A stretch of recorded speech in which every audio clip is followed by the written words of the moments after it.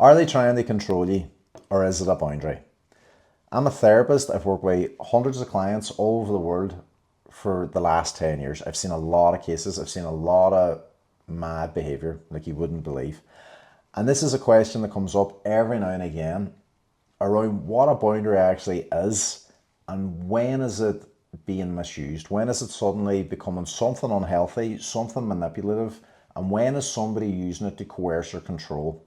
Now, it's a really good question. It's a really important topic to understand what a boundary is and what it isn't, but also how it can be used, and also in communicating it, how it can be misused, especially when it comes to dating, especially when it comes to relationships. It's a really important topic. So what I would begin with saying is a boundary really centers on defining what is appropriate in the relationship, behavior that you will and will not accept. It's about establishing a degree of safety, trust, respect, and it's about drawing the line around the behavior that is appropriate and what's not appropriate. You know, very often we'll think about physical boundaries like don't come into my personal space, don't touch me in a certain way, don't speak to me in a certain way that would be demeaning, disrespectful, abusive, whatever it is. That seems like very, very clean cut examples. You know, we don't let anybody just come up and touch us. That would be your physical boundary. But there are other types of boundaries that come into play as well. Now, one of the most important distinctions to take around the communication of boundaries, this is what you need in order to feel safe, in order to establish trust, in order to establish respect. And one of the difficult things that can emerge is that the other person is being invited into this process. They don't necessarily have to agree. And that can be a lot to process. You know, the person may or may not want to work with you. They might have a completely different viewpoint on it. They might push back, they might disregard, they might ignore everything that you're saying. But your boundary is not about controlling the other person. You're entering into a dialogue where you're establishing what is and isn't respectful and what you need in order to maintain and continue this relationship with that person. They have their own independence, their own autonomy, and they can make their own choices around that. But off the back of that choice, you will also act accordingly. It's not about forcing that person to be somebody that they're not, to do something that they won't do because they have their own independence, their own choices, but that you're informing and collaborating with them so that this relationship can continue forward. And that's really, really difficult because a lot of the times your boundaries are necessary, but sometimes the delivery of boundaries can feel like ultimatums. You know, I need you to do this, and if you don't do this, then that's it, that's over. Like, you're then putting pressure on that person, depending on how the communication is delivered. For that person, then it's like a black and white response. You're either going to do this or you're not going to do this.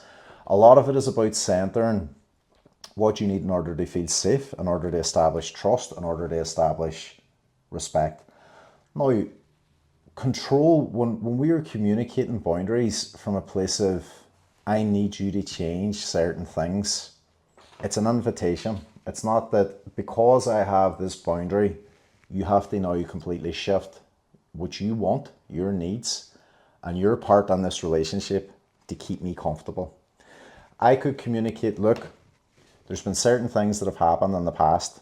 You know, certain things have happened with your peer group, your friends, where they were very disrespectful, they were dangerous, I felt unsafe, maybe I was harmed, humiliated, embarrassed, and I don't like being around these people. I really don't. I can't see a path forward where I can be in the same space as these people. Maybe there's an apology that's needed, or maybe I just don't think I can get past these things that have happened. I understand that you might want to continue socializing with these people, that you might still want them to be a part of your life. But if we are going to continue on this relationship, I need you to understand how difficult of a position this puts me in.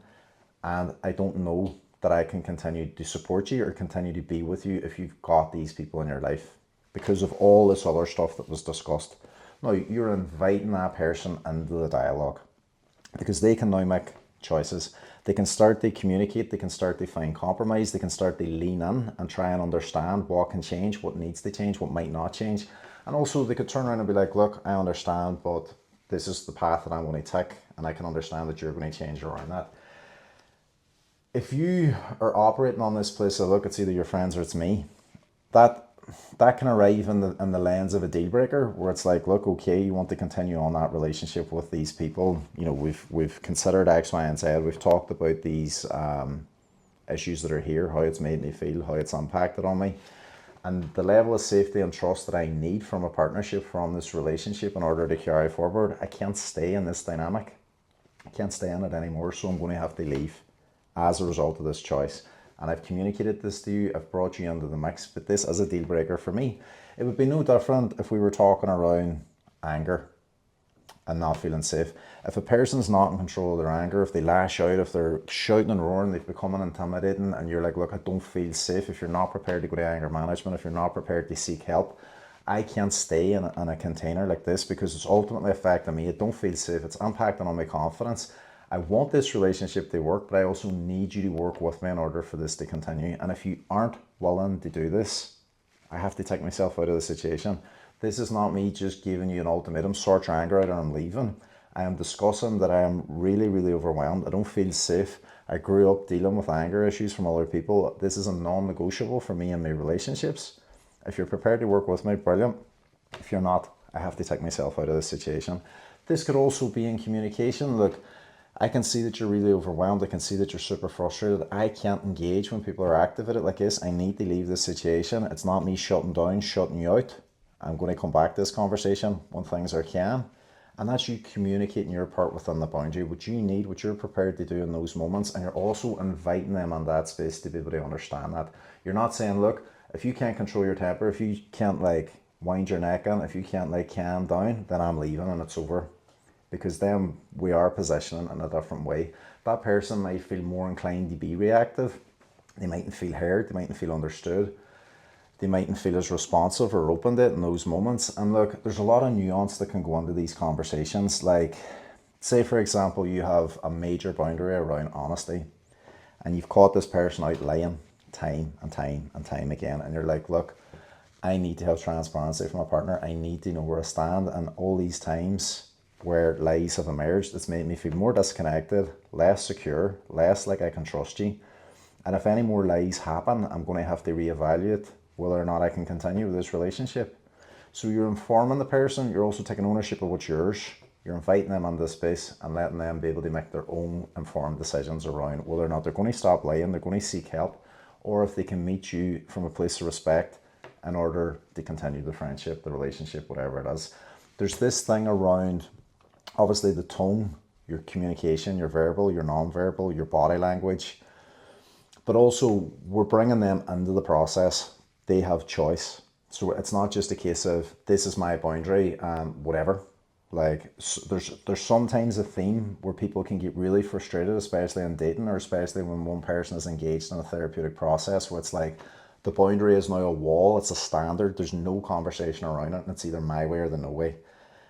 That to me sometimes can be a misuse of boundaries, and sometimes it makes sense when you look at people that have maybe struggled with their confidence, struggled with communication, people pleasing, and sometimes when they're in that reclamation process and they're trying to stand up for themselves and advocate for themselves, their boundaries can seem so forceful and so strong because maybe they have a history of trauma, maybe they've been really mistreated by other people, and this is their way of trying to establish a standard of what they need to take care of themselves. But sometimes it can feel super rigid and super imposing, nearly like it's a bit excessive in those moments, and also contextually depending on who the person is they're communicating with. And it might feel like their boundary is the only thing that comes under this, and that can be quite challenging for the person that's on the receiving end of this, because look, they want connection, they might want compromise, they might be able to understand. And it's like what I discussed before.